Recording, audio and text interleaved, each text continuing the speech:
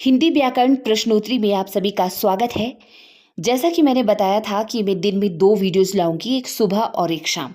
But ऐसा possible नहीं होगा और इसीलिए मैं दोनों की दोनों वीडियो यानी कि हिंदी साहित्य, हिंदी लिटरेचर जो है और हिंदी ग्रामर ये शाम को ही डालने की कोशिश करूंगी 8 और 9 बजे के बीच में, ठीक है? या 7 और 9 बजे के बीच में। तो आप देख लीजिएगा और बस हिंदी ग्रामर इसके बारे में ज़्यादा नहीं कहूँगी। कोई भी परीक्षा हो, कोई भी परीक्षा, ठीक है? नॉट ओनली हिंदी साहित्य से संबंधित बल्कि कोई भी परीक्षा होगी, सभी के लिए हिंदी ग्रामर पूछा ही जाता है, 30 नंबर का रहता ही है।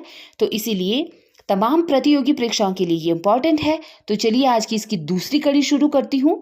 ये प्रीवियस ईयर के सारे क्वेश्चन हैं, ठीक है, जो पूछे गए हैं और आगे भी पूछे जाएंगे। पहला प्रश्न देखिए, प्रत्युपकार का सही संधि विच्छेद कौन सा होगा? विकल्प है प्रतिधन उपकार, प्रतिधन उपकार, प्रतिधन उपकार या फिर प्रतिधन अपकार। तो प्रत्युपकार का सही संधि विच्छेद होगा प्रतिधन उपकार, विकल्प सी सही उत्तर। क्योंकि यहां पर जो प्रति शब्द का ई है, ठीक है, इसकी जो ध्वनि निकल रही है, प्रति का ई और उपकार का उ जब आपस में मेल होता है, ई का ऊ से जब मेल हो रहा है, ठीक है, प्रति की अंतिम ध्वनि का और उपकार के फर्स्ट ऊ ध्वनि का जब आपस में मेल हो रहा है तो यह यू में कन्वर्ट हो रहा है। तो इसीलिए प्रतिधन उपकार प्रत्युपकार इसका सही संधि विच्छेद हो जाएगा। निम्न में से कौन सी भाषा देवनागरी लिपि में लिखी जाती है? सिंधी भाषा, उड़िया भाषा, गुजराती या फिर मराठी? तो मराठी भाषा देवनागरी लिपि में लिखी जाती है। नेक्स्ट प्रश्न देखिए, इनमें से कौन सा जातिवाचक संज्ञा से भाववाचक संज्ञा बनाया गया है? बुढ़ापा, कठोरता, सजावट या फिर अपनापन? तो सही जातिवाचक संज्ञा से भाववाचक संज्ञा में कन्वर्ट हुआ शब्द होगा यहां पर बुढ़ापा। नेक्स्ट प्रश्न, आत्मा का विपरीतार्थक शब्द बताइए। अनात्मा, अनादर, अमीर या इनमें से कोई नहीं? तो आत्मा का विपरीतार्थक या यूं कहें कि उल्टा शब्द होगा अनात्मा, ठीक है, विकल्प ए सही उत्तर। नेक्स्ट प्रश्न संधि से संबंधित है। गिरीश में कौन सी संधि है? दीर्घ संधि, गुण संधि, अयादि संधि या फिर वृद्धि संधि? तो देखिए जो गिरीश शब्द है यहाँ पर, इसमें होगी दीर्घ संधि। और दीर्घ संधि की पहचान क्या है आप कमेंट बॉक्स में लिख सकते हैं। और दीर्घ संधि कौन सी संधि का यानी कि स्वर संधि का या फिर व्यंजन संधि का भेद है, बताइएगा। धुंधला शब्द में प्रयुक्त प्रत्यय कौन सा है? धूं, धुंध, ला या फिर इनमें से कोई नहीं?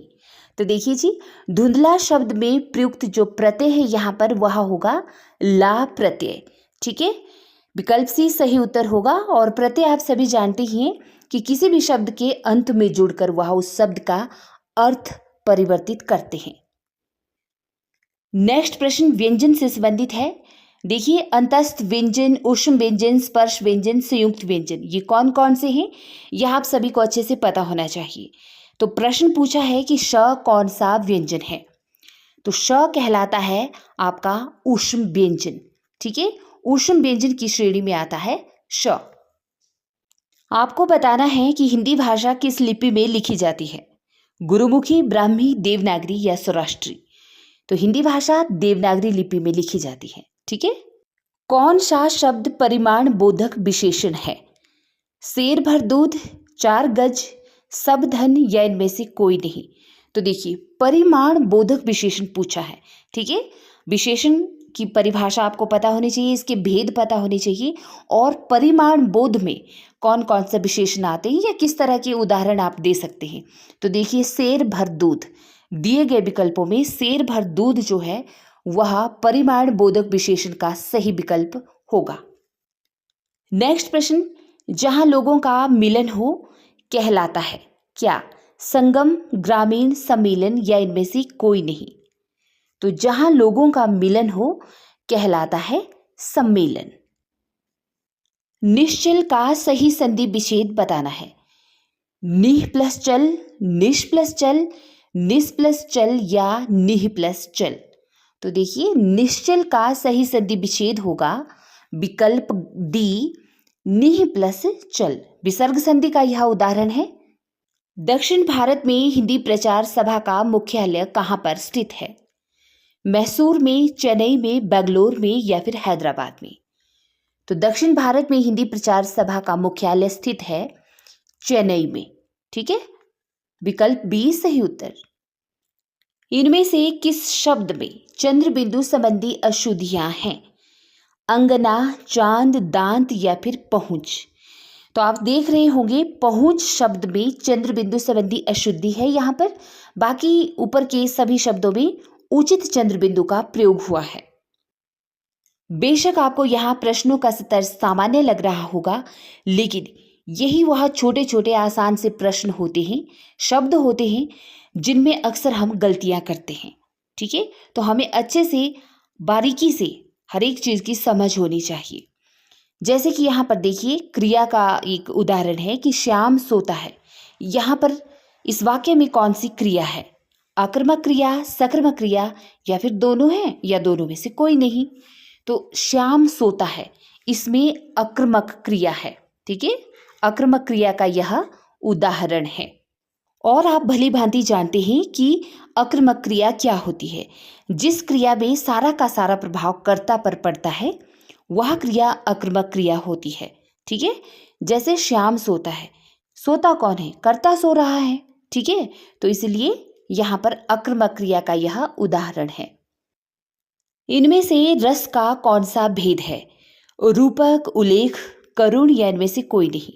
तो आप समझ गए होंगे करुण यहाँ पर रस का भेद है, क्योंकि करुण रस।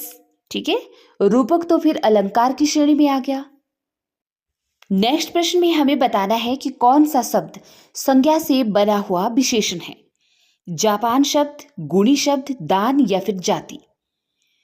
तो संज्ञा से बना हुआ यहाँ पर जो विशेषण है वह है गुणी। ठीक है, क्योंकि जैसे गुण से ही गुणी बना है। ठीक है, क्योंकि किसी व्यक्ति की जो खूबी होती है वह उसके गुणों का होना होता है। हम कह देते हैं ना कि यह बहुत गुणी व्यक्ति है, तो उस व्यक्ति की जो खासियत है वह उसका गुणी होना है। तो यहाँ पर विशेषण है, क्योंकि यह था तो संज्ञा शब्द, लेकिन फिर इसमें जब उसका गुणी होने का विशेष अर्थ आ गया तो फिर यह विशेषण बन गया। किस तिथि को हिंदी को राजभाषा बनाने का निर्णय लिया गया था?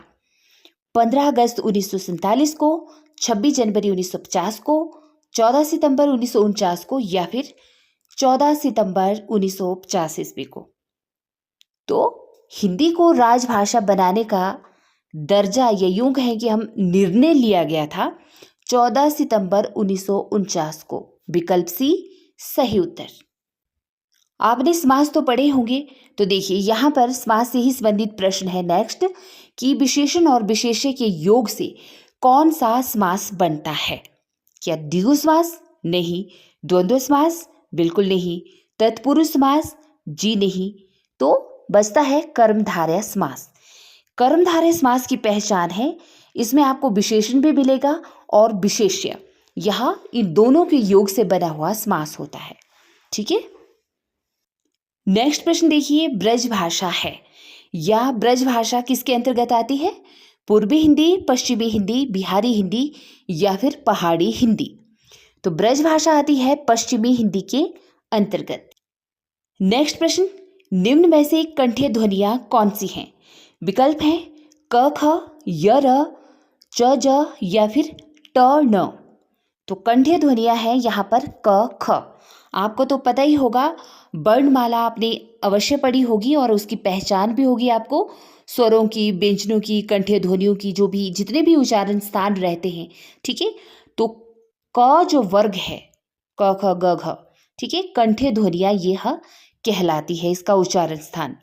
तो इसी तरह से तालव्य ध्वनियां होती हैं, है ना। आप मेरी प्लेलिस्ट में पड़ी हुई वीडियो अवश्य देखिएगा, जो वर्णमाला से संबंधित मैंने आपको दी थी बनाकर। तो चलिए नेक्स्ट कड़ी में मिलती हूँ, और आप कमेंट बॉक्स में अपनी राय दिया कीजिए। स्पोर्ट बनाए रखें और यकीन मानिए कि ज़्यादा प्रश्नों की संख्या इसलिए नहीं रखिए ताकि आप बोरियत महसूस ना करें, और एक दिन में अगर हम 20 प्रश्न भी समझते हैं, देखते हैं, तो यह हमारे लिए ही फायदा होगा। ठीक है, तो मिलती हूँ नेक्स्ट कड़ी में। नमस्कार।